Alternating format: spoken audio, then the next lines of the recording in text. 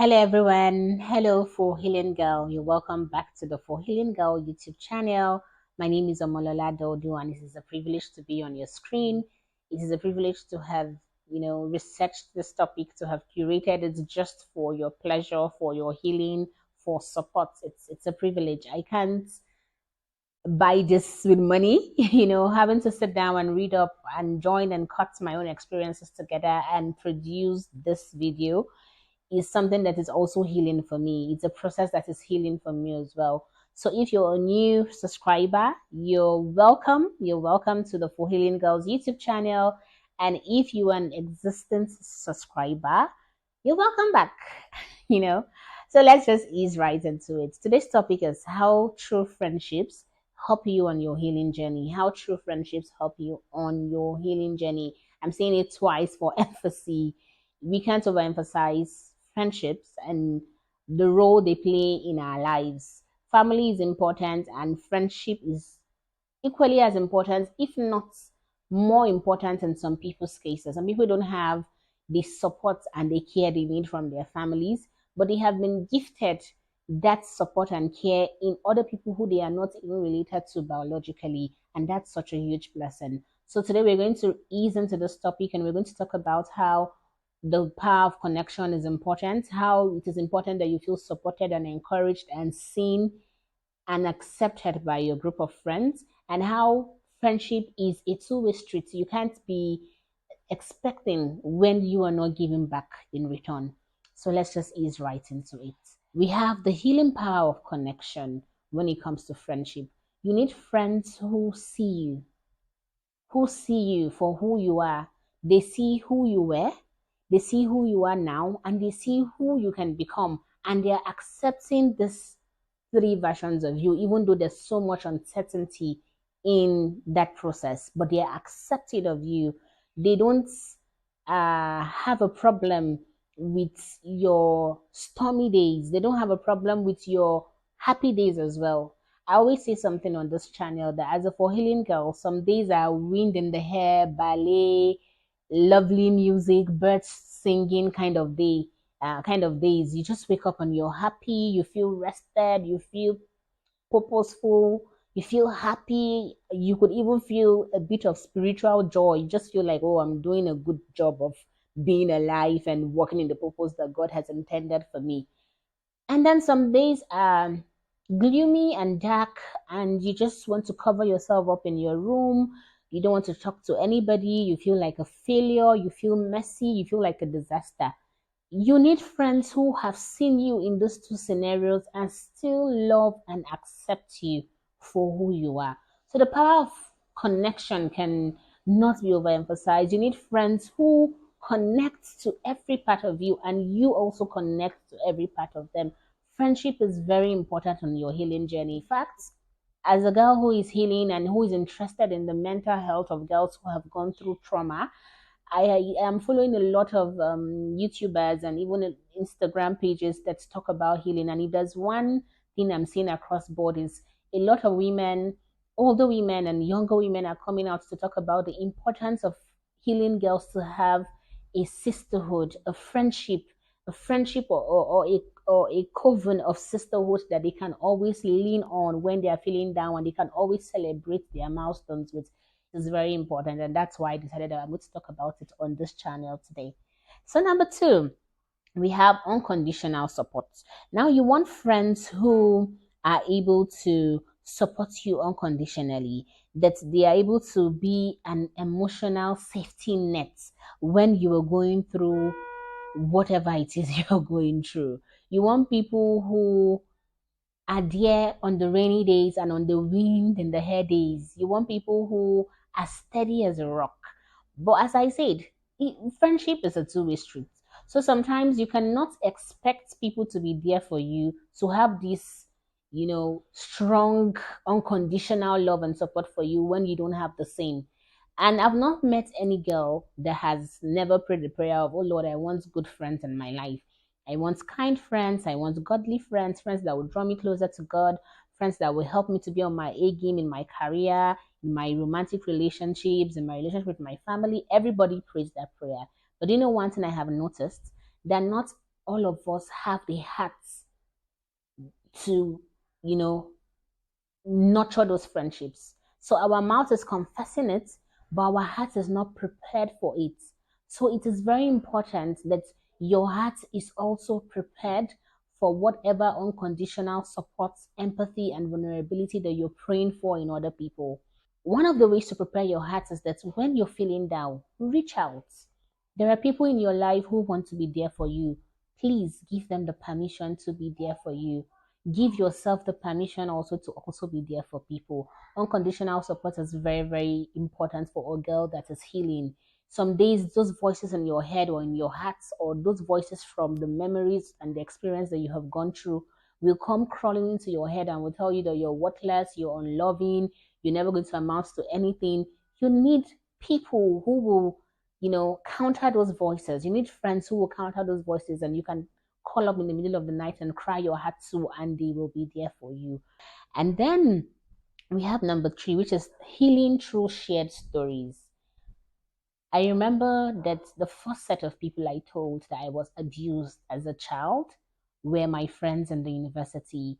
I had this group of lovely, awesome girls who are now women, who I, worked with in school, did coursework with, and social activities with. And for some reasons, that day I was severely triggered. I don't know what had happened. For the life of me, I can't remember what happened that day, but I was severely triggered. And normally, we walk back to my off-campus apartment.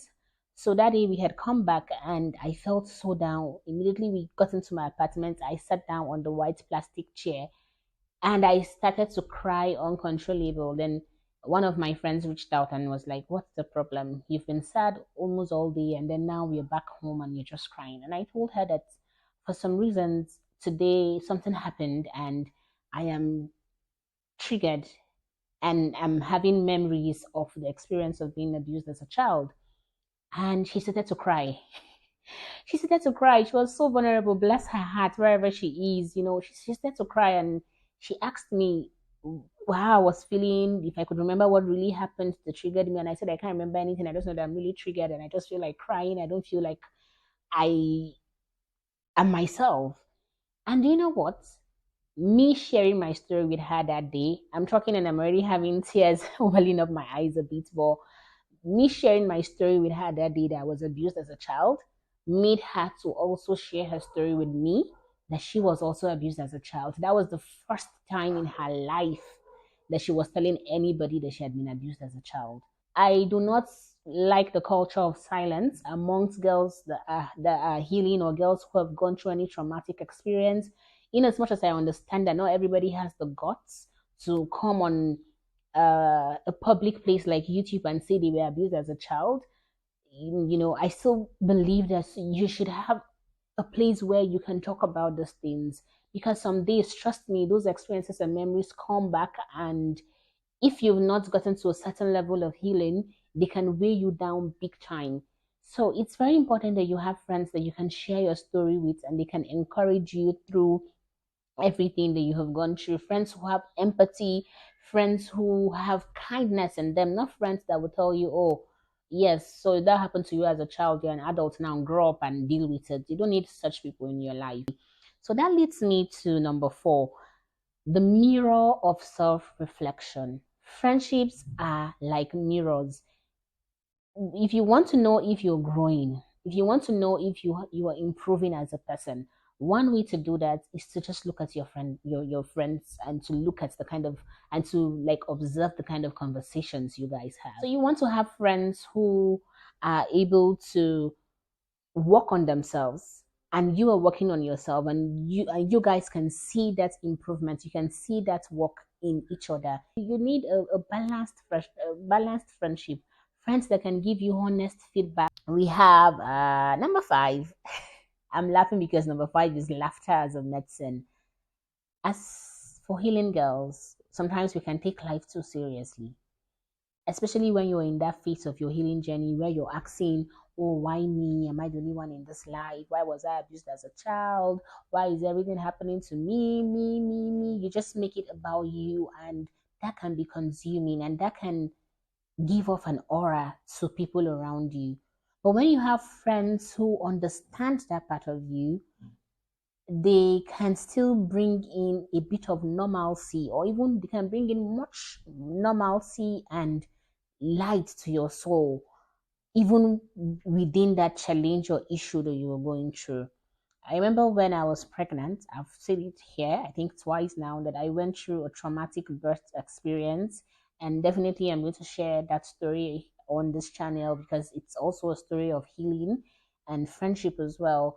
And I was going through that, and it was a very tough season of my life. I was sick for like 8 months of my pregnancy. I was very sick. In fact, I was sick from the beginning of the pregnancy to the end. But I think I would just say 8 months because I think I started to feel really sick in the fifth week. And I had a group of friends, you know, who will come to my house. I was weak and I can't talk sometimes. Sometimes I'm very sleepy, and they will come to my house from Sunday morning till evening, and they will just be with me. We'll watch movies and they will crack jokes. They'll tell me what's happening in their 9 to 5 or in their life as entrepreneurs. And all those things will crack me up sometimes. And sometimes we'll just sit in silence and everyone will be a bit boring. But it was just so awesome to see that these girls and their families were there for me. It did bring some sort of normalcy to that period or that season of HG in my life and in the life of my family. So laughter is really important as a healing girl. You don't want to go through life and just be too serious and be consumed with the fact that you have gone through this traumatic experience and that's affecting your whole being. You need people who will bring in sunshine when it's stormy. And you need people who will still add to your sunshine when it is actually still shining. So then we have number 6.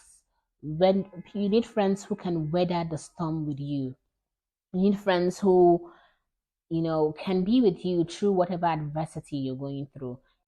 You could have friends who are so used to your joy that when that joy is absent, they can't be around you.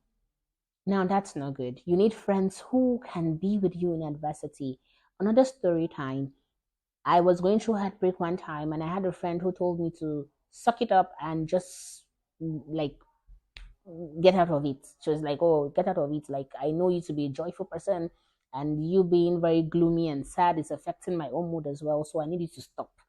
Now, there's a place for friends who will tell you, "I know who you used to be, and I need you to gently come back to yourself." There's a place for that, but there's no room for friends who will be harsh and critique you when you're going through a tough time. It is basically like kicking someone who is already down you know. And the irony of it was this same friend had went through a serious heartbreak too after mine, and she needed me to be there for her too as well. But I could not sort of uh get past the fact that she was not there for me during my own time, and we had to talk it out and everything. But really, you need friends who can stick with you no matter what. It still like flows into support. You need people who can support you through whatever you're going through, which leads me to the last one, which is celebrating milestones. When we talk about celebrating milestones, our mind can also drift to finances, like, oh, I became a richer person and it's lonely at the top. There's a song trending now, Lonely at the Top. Lonely at the top does not only mean that you're now this rich person, you're now this rich individual, and you don't have friends at that level. No. Lonely at the top could also mean that you have entered into a new phase, or God has answered a prayer that you have been praying and hoping for, and you don't have anybody to support you through, or rather, you don't have anybody to celebrate with you through that period. So, yeah, lonely at the top could also mean that you have entered this beautiful new phase in your life and there's no one there to celebrate with you.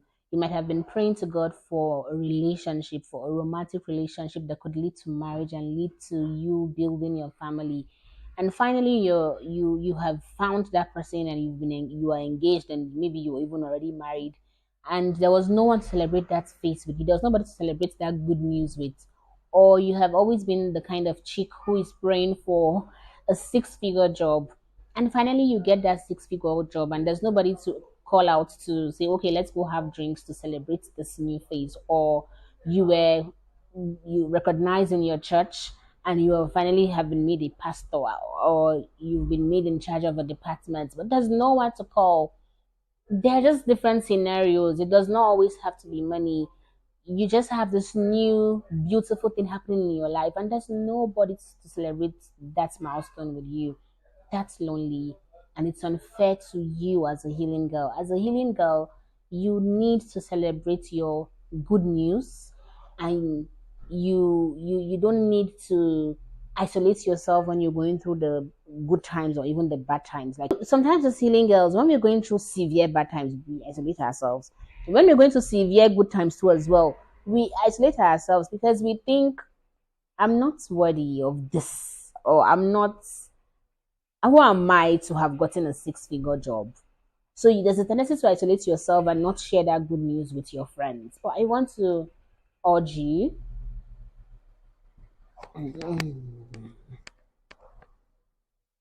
Sorry for the break in transmission. ADC did their work, NEPA. It's not you. Thank you so much, and until my next video.